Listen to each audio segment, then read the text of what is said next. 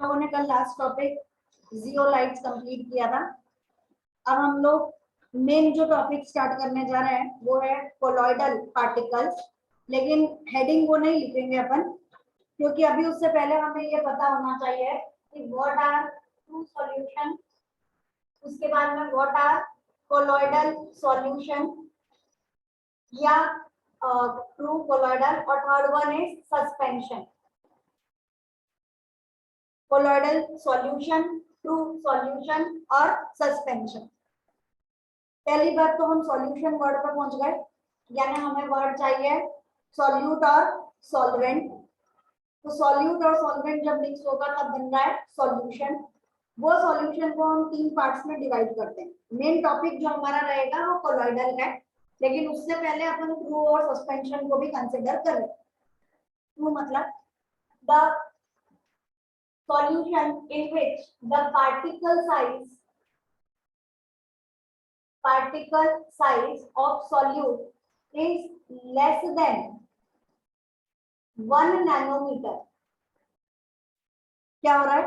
जो solute particles हैं, solvent के अंदर जाके जो डिसॉल्व कर रहे हैं, उनकी साइज कितनी छोटी है? It is 1 nanometre. सस्पेंशन किसे बोलेंगे? In which the size of the particles is more than 1000 nanometer। तो कोलॉइडल किसे बोलेंगे? In between 1 nanometer to 1000 nanometer. Suspension is always visible with the naked eye. अगर हम देखेंगे पानी के अंदर मिट्टी डाल दीजिए, मिट्टी हमें नॉर्मल अपनी आंखों से दिखाई दे रही है, तो हमने बोला वो जो मिट्टी है that is called as suspension. आंखों से दिखाई दी, it is visible with the naked eyes. Colloidal visible with the microscope, और true solution not visible. True solution के अंदर हम एग्जांपल ले लें कि अपन ने वाटर के अंदर सॉल्ट डिसॉल्व कर दिया, तो सॉल्ट उसके अंदर पूरा डिसॉल्व हो गया, दैट इज ट्रू सॉल्यूशन। ठीक, अपन ने सैंड की बात करी, सॉइल की बात करी, दैट इज सस्पेंशन। तो it is not visible, it is visible with naked eye and it is visible with microscope. उसके बाद it can be easily filtered with the normal filter paper. Filter paper normal ले लो, एक seal छन्नी ले ली अपन ने, उसके अंदर भी अगर डाला तो सैंड पार्टिकल्स अलग हो जाएंगे और वाटर अलग हो जाएगा। तो it is easily filtered by filter paper. It can not be filtered, और ये वाला can be special paper, filter paper जिसे हम बोलेंगे it can be filtered by ultra filtration method का ना। ये हो गया नॉर्मल फिल्ट्रेशन, ये हो गया अल्ट्रा फिल्ट्रेशन। उसके बाद में these particles show, कौन से पार्टिकल्स बात कर रहे हैं? Colloidal particles. किसे बोलेंगे कोलॉइडल? सॉल्यूट को या सॉल्वेंट को? सॉल्यूट को। ठीक है, या तो पूरा सॉल्यूशन कोलॉइडल सॉल्यूशन है, ट्रू सॉल्यूशन है या सस्पेंशन है, और या फिर उसके जो सॉल्यूट पार्टिकल्स हैं हम उनकी बात करते हैं कि भाई साइज किसकी गिन रहे हो? सॉल्यूट की। ठीक है, तो दे show Tyndall effect. Tyndall effect का मतलब scattering of light, whenever light falls on the particles it gets scattered। अब ट्रू सॉल्यूशन में तो पार्टिकल दिख ही नहीं रहे, वो तो पूरे के पूरे मिक्स हो चुके हैं, तो it do not show Tyndall effect. Suspension will show Tyndall effect. ठीक, अब सबसे main word, true solution is homogeneous solution, suspension is heterogeneous, colloidal is it is heterogeneous but appears to be homogeneous। है ना ma'am? अभी तक आपने example नहीं बताया, इसका बता दिया, इसका बता दिया। Definitely milk is example of colloidal, blood is also an example of colloidal solution। Blood की अगर water in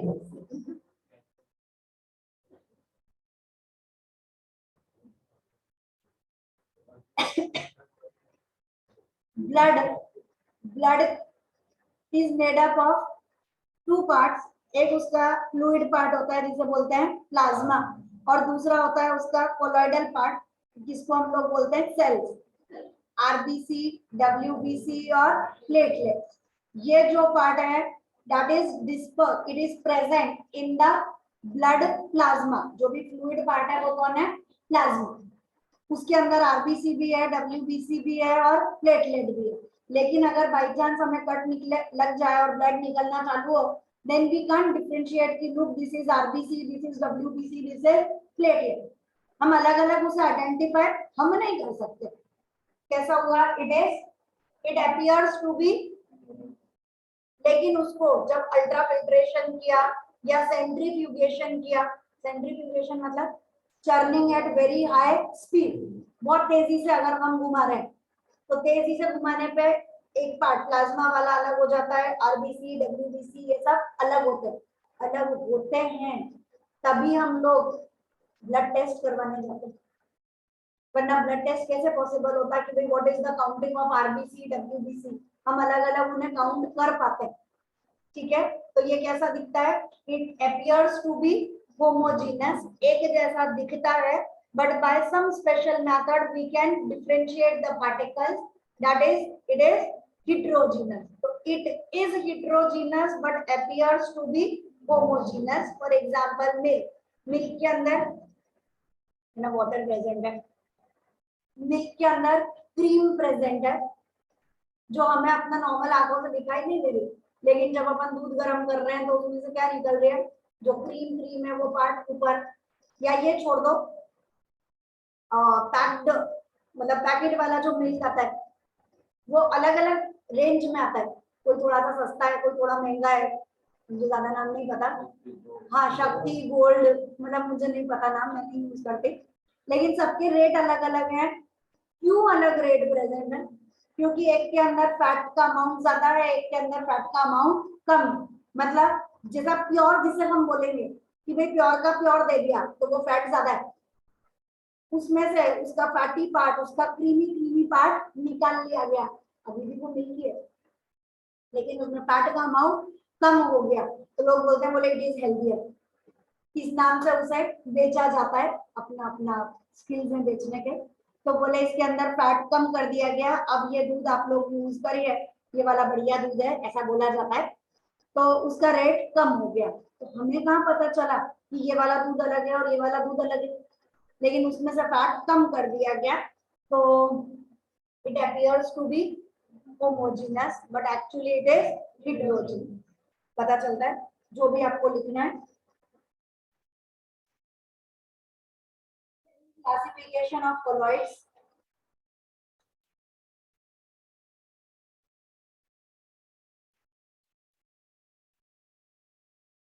फर्स्ट देख लो या तो पहले, उसके बाद अपने हिसाब से लिख लेना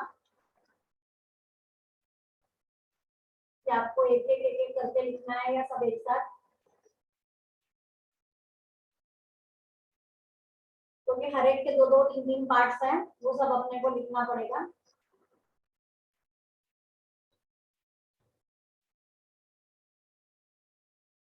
अब हमारा टॉपिक टू सॉल्यूशन खत्म, सस्पेंशन खत्म, सिर्फ आगे हम कैरी फॉरवर्ड कर रहे हैं कोलॉइडल पार्टिकल्स को.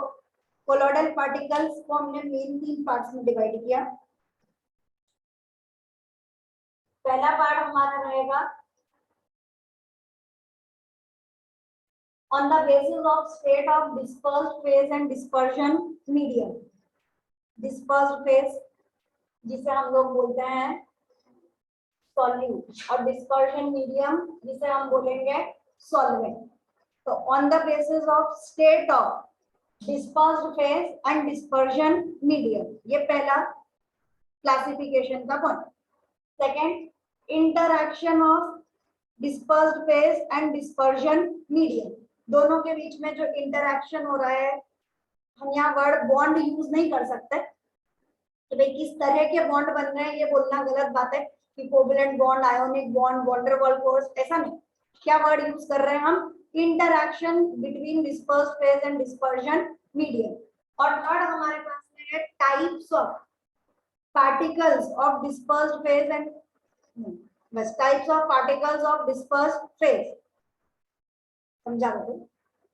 स्टेट, स्टेट किसे बोलते हैं? सॉलिड, लिक्विड और गैस, ये तीन स्टेट हमारे पास में है। मेरे ख्याल से चैप्टर 1 2 कहां पर अपन ने पढ़ा था? Solid in solid, second chapter में सॉलिड इन सॉलिड, उसके बाद सॉलिड इन लिक्विड और solid in state of dispersed phase and dispersion medium, dispersed phase and dispersion medium, solid in solid. Example हम क्या लेते हैं? अलॉयज। सॉलिड इन लिक्विड, तो solid क्या कहलाएगा? डिस्पर्स्ड फेज, और लिक्विड क्या कहलाएगा? Dispersion medium. तो सॉलिड इन लिक्विड, लिक्विड है उसके अंदर सॉल्ट, हाँ कौन बोल रहा है salt in water? Salt in water नहीं चलेगा भैया, क्योंकि वो ट्रू सॉल्यूशन हो गया। हमें कौन सा चाहिए? कोलॉइडल। तो यहाँ पे सॉल्ट, शुगर ये वाले वर्ड यूज नहीं कर देना, क्योंकि हम कोलॉइडल पार्टिकल्स की बात कर रहे हैं। हाँ, अब सॉलिड इन लिक्विड क्या? It is paint. नहीं, जेली को अपन ने लिक्विड इन सॉलिड में लिया है। हाँ, जेली जो है वो है लिक्विड इन सॉलिड। एक एक करके चलता है। सॉलिड इन सॉलिड में अलॉय, सॉलिड इन लिक्विड में पेंट, और सॉलिड इन गैस, गैस के अंदर छोटे छोटे पार्टिकल्स, इट इज स्मोक। फिर उसके बाद लिक्विड इन सॉलिड, सॉलिड है उसके ऊपर लिक्विड के पार्टिकल्स आ गए, लिक्विड इन सॉलिड। अभी जो आपने मुझे आंसर दिया, कोई भी जेल या जेली, ये जो है it comes under liquid in solid. फिर लिक्विड इन लिक्विड, अरे तो कोई भी बोल दो, मिल्क आपका कोलॉइडल पार्टिकल की गिनती में बेस्ट एग्जांपल चल रहा है। Liquid in gas, it is fog, smoke, sorry fog, smoke, और उसके बाद में मिस्ट, ये सब कुछ it comes under liquid in gas. अब गैस ऑन सॉलिड, सॉलिड के ऊपर गैस के पार्टिकल्स आ गए, it is फ्यूमिक stone.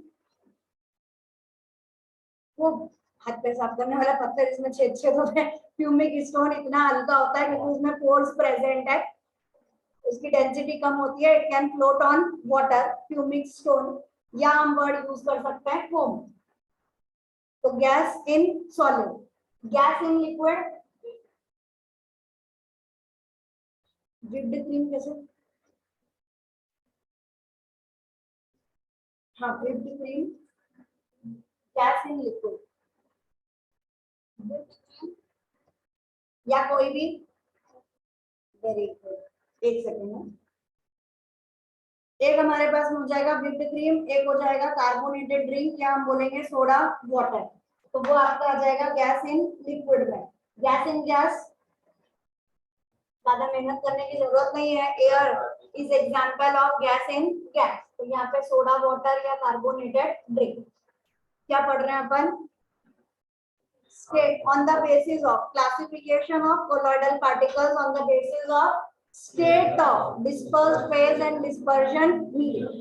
Second chapter में पूरा आपके पास में बना हुआ है, ये खाली हिंट के लिए मैंने बता दिया कि ये वाला पार्ट आपका किसकी गिनती में।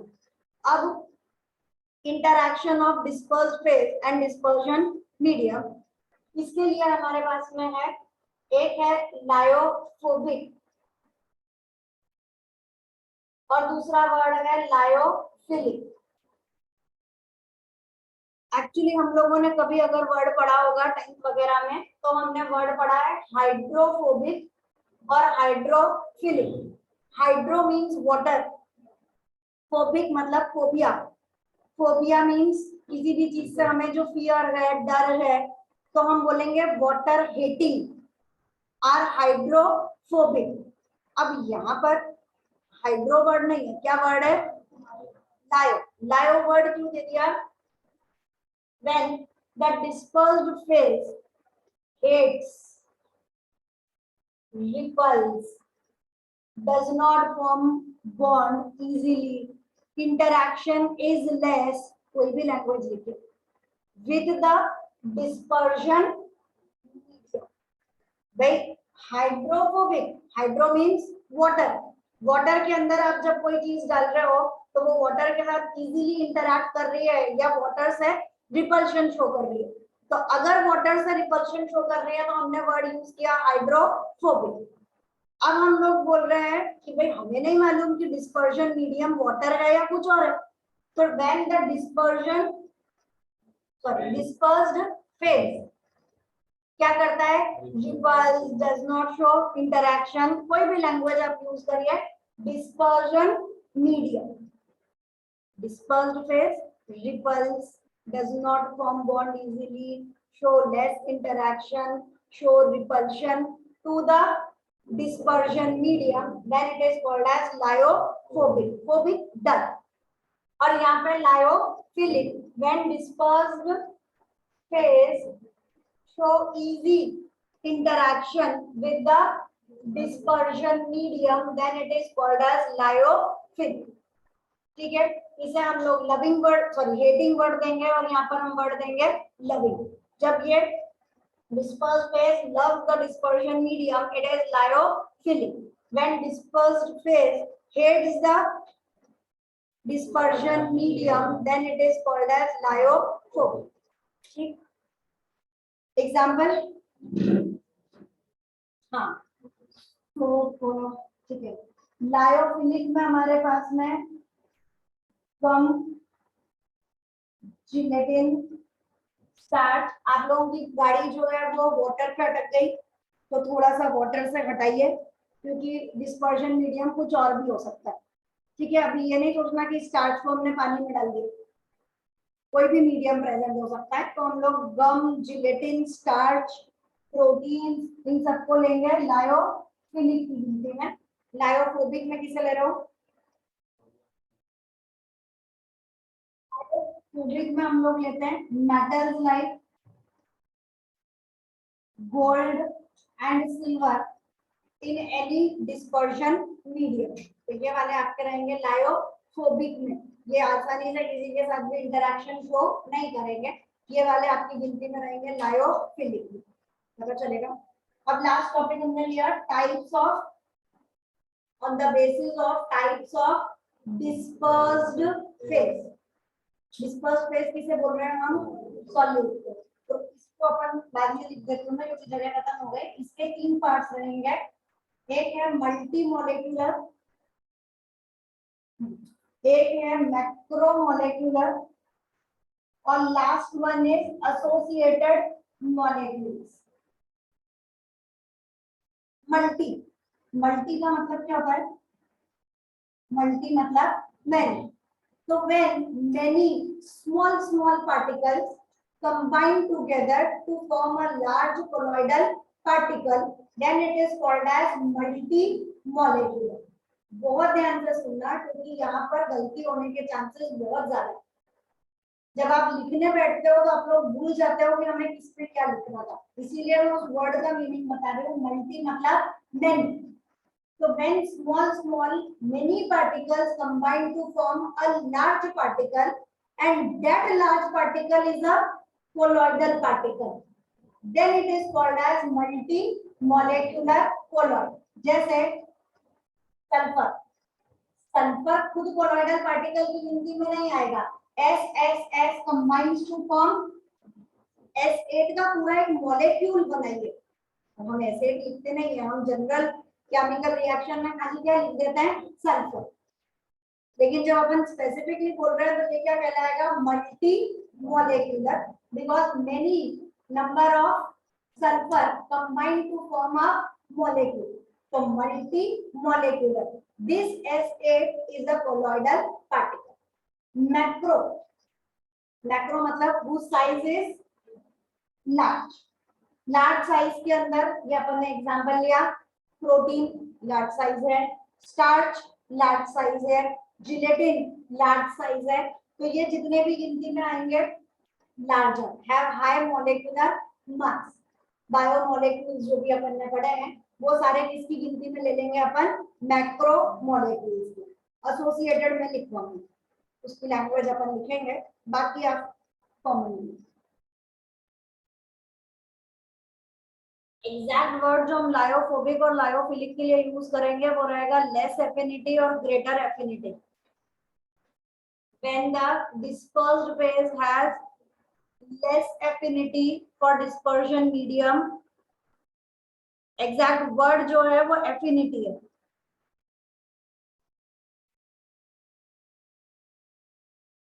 लायोफिलिक वाले में एक वर्ड आपका जाएगा कि दे आर रिवर्सिबल, लायोफिलिक में they are reversible, lyophobic irreversible.